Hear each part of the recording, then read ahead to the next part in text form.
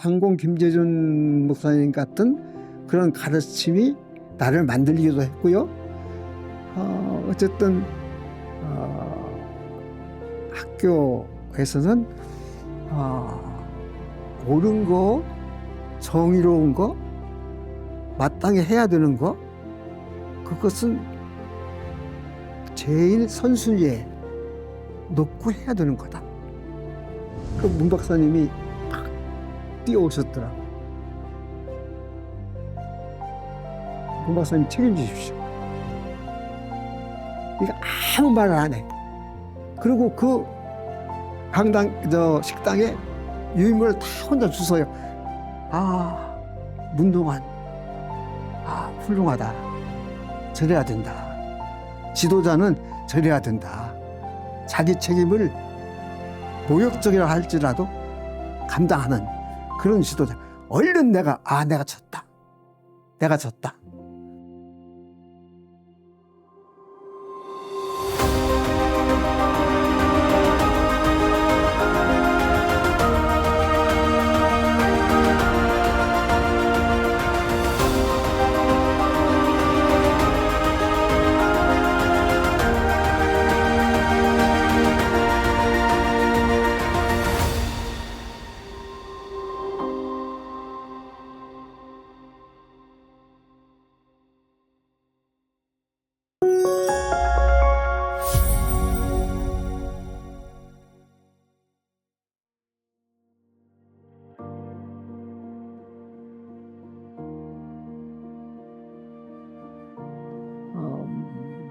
그 어른의 책을 읽고서 이런 기독교라면, 이런 거라면 내가 기독교에 몸을 던질 수 있겠다? 고민하는 거예요. 어떡할까? 그러다가 결심을 한 겁니다. 김재준 목사님한테 배워야 되겠다. 가서 공부해야 되겠다.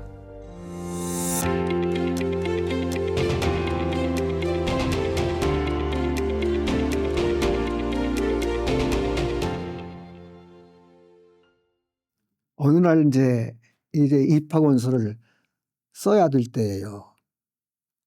그때 집안에다 얘기한 거야. 내가 사실은 2학기 등록을 안 했습니다. 매형이나 누나나 너무 깜짝 놀래지. 그럼 너는 아침에 나가서 등교했는데 왜 나갔어 그럼?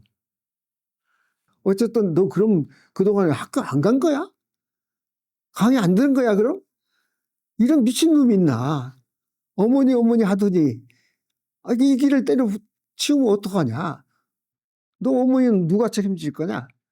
뭐 이렇게 해서 결국 입학원서를 쓰게 될 때 집에서 나왔습니다. 그 누나 큰매형 집에서 나는 집안의 요구에 다 응하지 못하니까 집을 나가겠다. 그리고 집안의 요구에 응할 수 있을 때 다시 오겠다. 나와서 군산고등학교에 갔지요. 가서 원서를 써달라고 하니까 담임선생님이 이 새끼가 미친놈이야. 무슨 네가 신학교를 가 임마. 재수해. 예? 그거 안 써주시는 거야. 그리고 퇴근해버려요. 내일이 마감날인데. 그 퇴근하면 어떻게 담임선생님이 써줘야 되는데.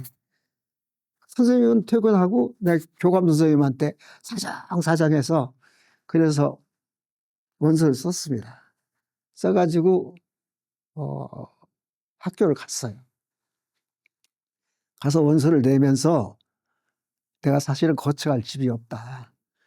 그러니 기숙사 방 하나만 내달라. 이게 이제 정말 있을 수 없는 일이죠. 지금 세상에 어떻게 그런 일이 가능해요. 그러니까 뭐 여기저기 전화를 하더니 방 하나를 주는 거야. 그래서 이제 텅텅 비었죠. 방학 때니까. 그 기숙사에서 혼자 살면서 시험을 봤어요. 입학 시험을. 근데 시험 보고 봤는데 내가 수석이 아닌 거야. 그때 원서를 낼 때는 입학 원서를 보니까 보증 요강 다 나오고 특혜 이런 거 나오는데 수석을 하면 모든 거 다 면제야. 기숙사비도 면제고 뭐도 면제고 다 면제야. 그래서 나는 돈 걱정 안 한 거예요. 이제 합격 발표를 하는데 방을 써붙이거든. 붓으로 써서 벽에다 붙이는데 아이고 내가 1등이 아닌 거야.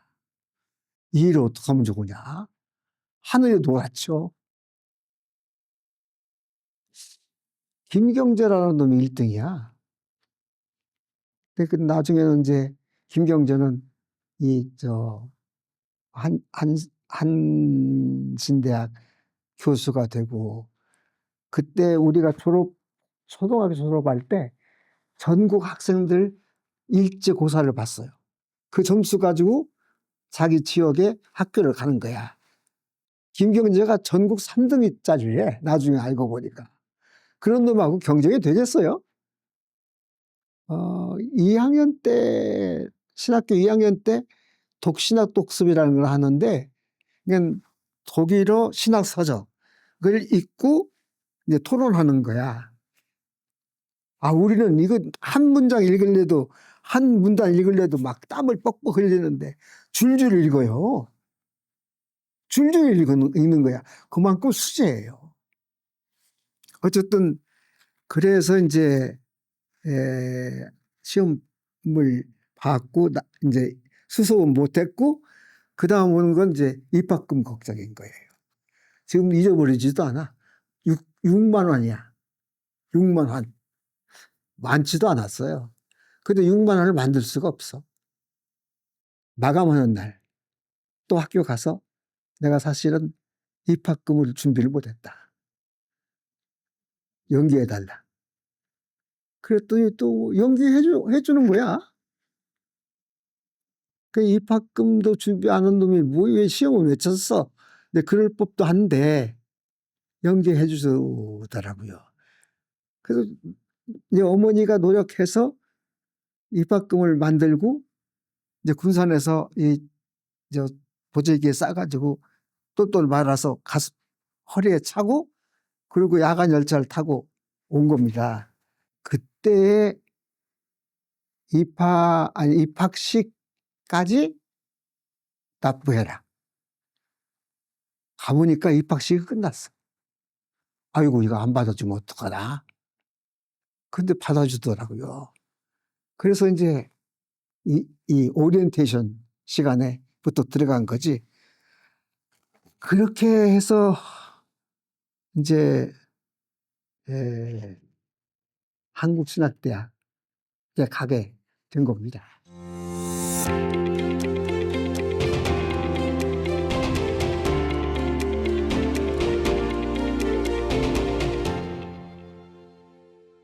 (50년의) 한국전쟁, 60년에 4.19.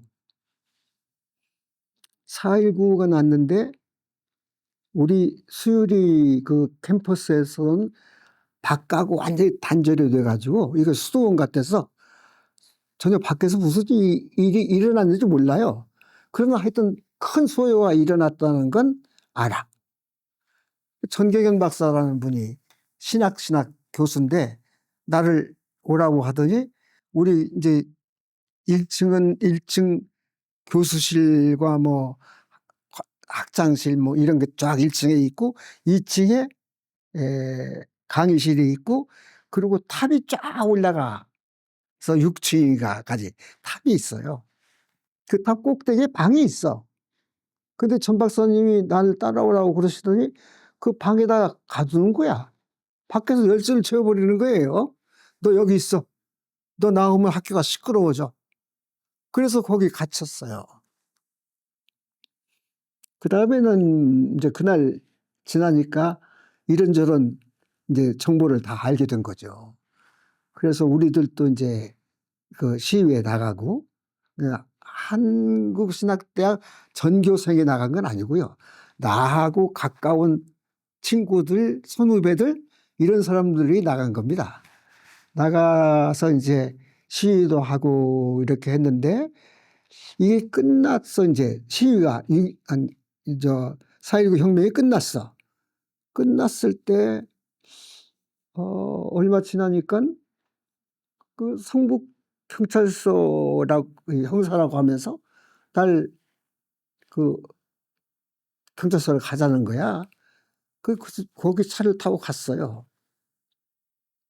가서 하루 그걸 쭉 받았습니다. 조사를.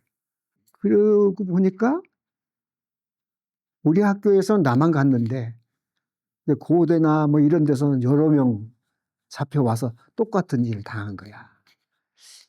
이제 학교에서 어떤 위치였나 하는 건 이제, 어, 어, 정경현 박사님이 날 가둔 거, 성북경찰서가 이제 날 데려다가 조사를 한 거, 그 다음에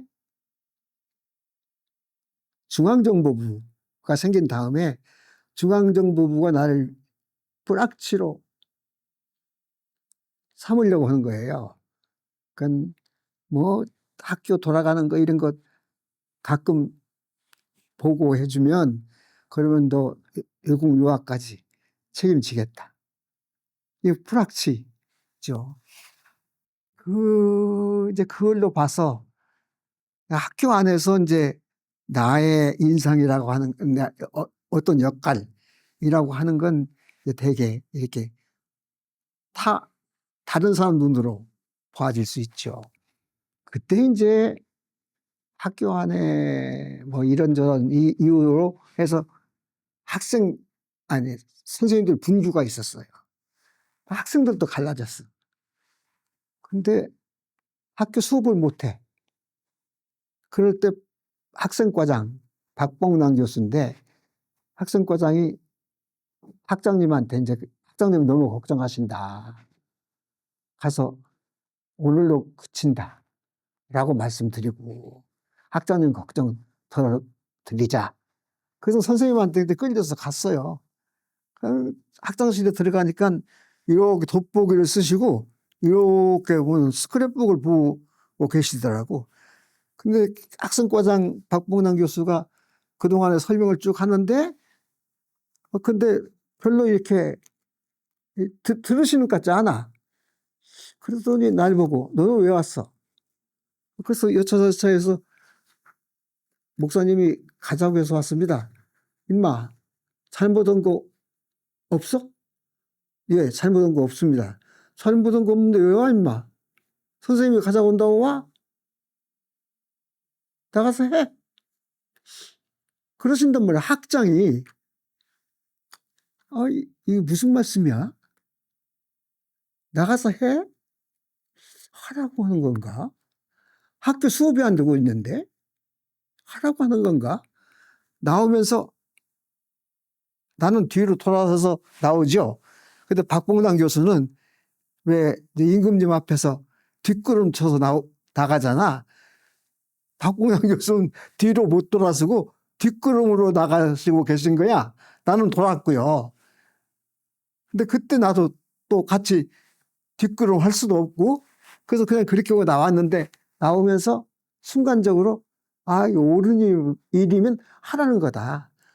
중요한 건 학교 수업 학장님한테 지금 중요하지 않다. 뭐가 옳으냐가 중요하다. 순간적으로 그런 이제 깨달음을 갖고 나가서 야 우리 학장이 허락했어. 하자.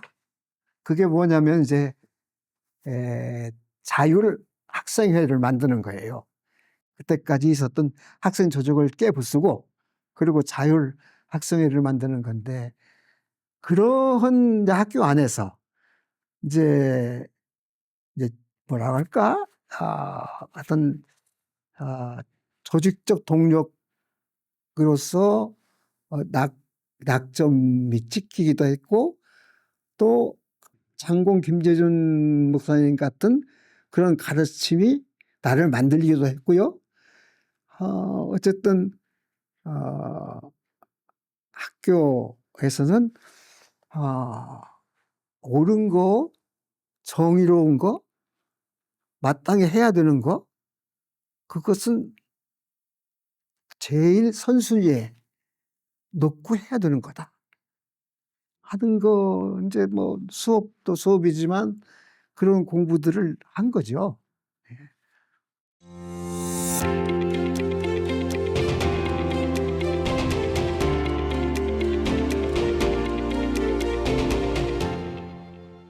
문 목사님하고는 학생 때 또 이런저런 또 충돌이 있었습니다. 그 얘기를 하면 학교의 재정 문제로 해서 파가 갈라졌었어. 교수들도 갈라지고 학생들도 갈라지고, 학생들과 교수들은 갈라지는 이 구획선이 뭐냐면 지방이야. 그러니까 함경도와 전라도가 한쪽이고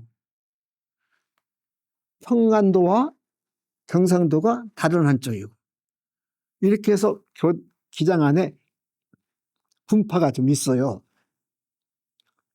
그래서 이제